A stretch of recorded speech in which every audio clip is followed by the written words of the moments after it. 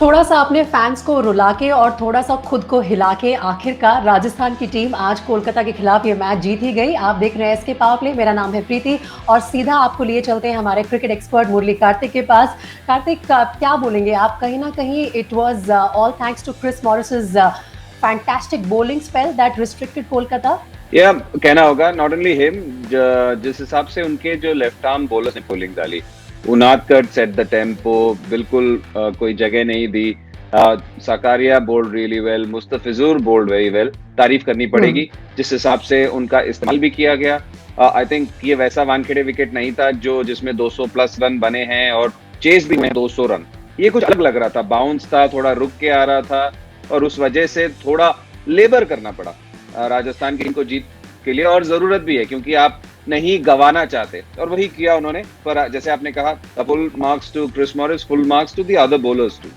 तो एक नजर डालते हैं आज के इस मैच की समरी पर। टॉस जीतकर राजस्थान ने पहले बॉलिंग करने का फैसला किया और जब कोलकाता के बैट्समैन मैदान में उतरे तो मैक्सिमम कंट्रीब्यूशन रहा राहुल त्रिपाठी का, जिन्होंने बनाए 36 रन। उसके अलावा दिनेश कार्तिक के 25 और नीतीश राणा के 22 were the highlights of their batting. और अगर बॉलिंग बात की जाए राजस्थान की तरफ से, तो क्रिस मॉरिस के फिगर्स सबसे इंप्रेसिव रहे। 4 ओवर में 4 विकेट लिए और कुल 23 रन उन्होंने दिए। उनके अलावा मुस्तफिजुर रहमान के भी काफी इंप्रेसिव फिगर्स रहे। तो 134 रन के टारगेट को चेस करते हुए राजस्थान की टीम को ज्यादा दिक्कत नहीं आई, लेकिन वो कॉशियस होकर जरूर मैदान में खेलते नजर आए। कैप्टन संजू सैमसन ने 42 रन बनाए। उनके अलावा कॉन्ट्रीब्यूशंस रहे डेविड मिलर के और यशस्वी जायसवाल के भी, शिवम दुबे के भी 22 रन ही थे। और कोलकाता के बॉलर्स में ज्यादा कुछ किसी ने कमाल नहीं दिखाया। शिवम मावी 1 विकेट चटकाने में कामयाब रहे। उनके अलावा वरुण चक्रवर्ती को मिले 2 विकेट। ये मैच जीता राजस्थान ने 6 विकेट से विद 7 बॉल्स रिमेनिंग। लेकिन कहीं ना कहीं ऐसा लगा कि स्ट्रैटेजी थी और दिमाग में सक्सेस बहुत जरूरी था। संजू सैमसन ने खुद को अप्लाई किया, कैप्टन नॉक, वुड यू से ये जरूरत थी आज इस मैच में? बिल्कुल बिल्कुल, क्योंकि देखिए, कप्तान तब अपना अथॉरिटी स्टैम्प कर सकता है जब खुद कुछ करे।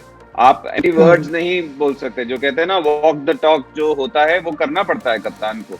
जी हाँ, उन्होंने पहले मैच में शतक लगाया पर उसके बाद लो स्कोर्स हैं, तो वहां से उभर कर और परसेंटेज क्रिकेट खेलना, कभी कभी अगली रन्स भी इंपॉर्टेंट होते हैं, हर बार प्रेटी रन्स की जरूरत नहीं होती। बहुत लो रिस्क बल्लेबाजी की कहना होगा और उसी का फायदा मिला और अंत तक रहे, ये बहुत इंपॉर्टेंट है। तो आपके हिसाब से turning point of the match क्या था? मुझे लगता है 2 टर्निंग पॉइंट्स कहूंगा। एक तो जो ओवेन मॉर्गन का जो अनफॉर्चुनेट रनआउट था, मिक्सअप, और दूसरा ऑन्ड्रे रसल को नहीं मारने दिया। 30-40 रन का उनके आउट होने से बहुत फर्क पड़ता है, और ऐसे मुश्किल विकेट पे एक ऐसा बल्लेबाज जो गेम बदल सकता है, वो फिर चेस मुश्किल हो सकता था। तो ये 2 पॉइंट्स मैं कहूंगा कि क्रूशियल केसेस थे टीम मैच के।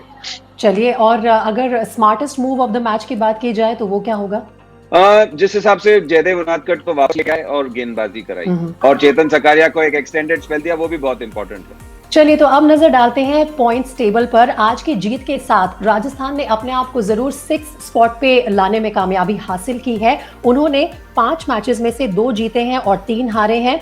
लेकिन कोलकाता की टीम अब बॉटम ऑफ द टेबल पे है। 5 में से सिर्फ 1 मैच जीतने में वो कामयाब हुए हैं और उनके पास सबसे कम 2 पॉइंट है।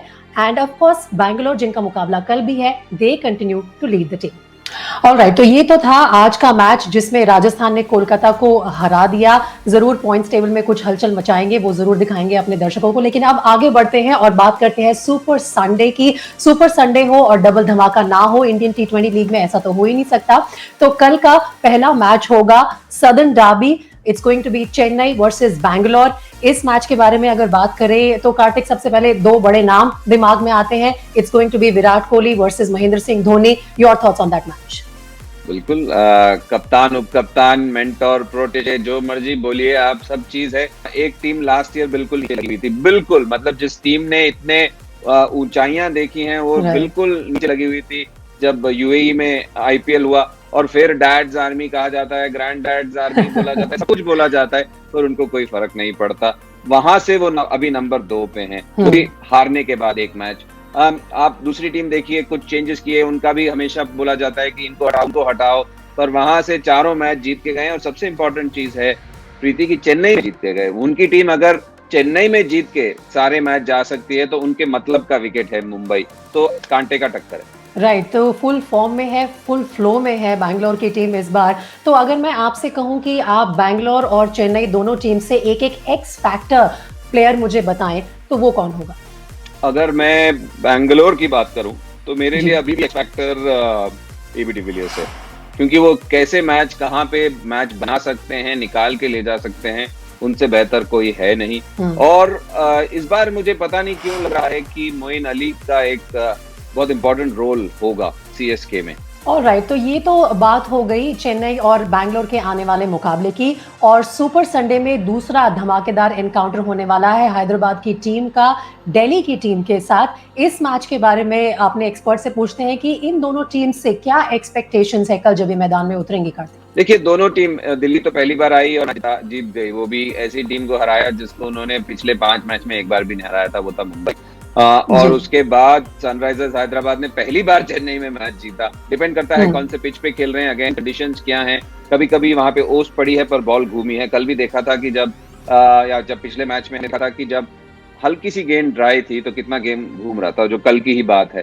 फर्स्ट 6 में अलग चैलेंज है, 7 to 15 अलग चैलेंज है, अंत में एक अलग चैलेंज। ऐसा नहीं कि एक जैसा विकेट खेलता है या एक जैसे आप खेल सकते हैं। तो इम्पोर्टेंट है कैसे टैकल करती हैं और अटैक करती हैं उन प्रॉब्लम्स को। Absolutely well said there Karthik. और आपने जैसे कि पहले बोला कि दोनों ही टीम्स ने हमें कुछ अनएक्सपेक्टेड रिजल्ट्स दिए हैं, उसकी वजह ये होती है कि कुछ अनएक्सपेक्टेड परफॉर्मेंसेस भी देखने को मिलती हैं। तो एक्स फैक्टर इन दोनों टीम्स में से आप किसको चूज करेंगे? जॉनी बेस्टो मेरे लिए इनकी क्या कहते हैं, हैदराबाद की टीम से। और दिल्ली की टीम से मैं कहूंगा Rishabh Pant. Alright, so there you go. हमारे एक्सपर्ट ने तो अपने एक्स फैक्टर बता दिए हैं, लेकिन अब आपको बाय बाय करने से पहले I want you to give your predictions of both these matches जो हम कल देखने वाले हैं। चेन्नई और बैंगलोर में आप क्या समझते हैं, किसका पलड़ा भारी रहेगा, और हैदराबाद और दिल्ली में कौन जीत सकता है? देखिए, मैं जैसे सब बात करते हैं कप्तानों की तरह, any team which bats well, fields well and balls well. नहीं नहीं, हम आपको जाने नहीं देंगे इतना डिप्लोमेटिक आंसर देने के बाद। मुझे लगता है बैंगलोर जीतेगी ओके ओके, और दिल्ली जीतेगी। Alright, so can it be 5 out of 5 sir, for लगा दिया बैंगलोर? मैंने और गिलेटिन क्या में। क्या कार्तिक की प्रिडिक्शन दिल्ली के लिए भी ट्रू हो सकती है, ये हम कल देखेंगे। फिलहाल thank you very much Karthik for joining us here on SK power play, and you guys enjoy your match, keep watching us here on sports की।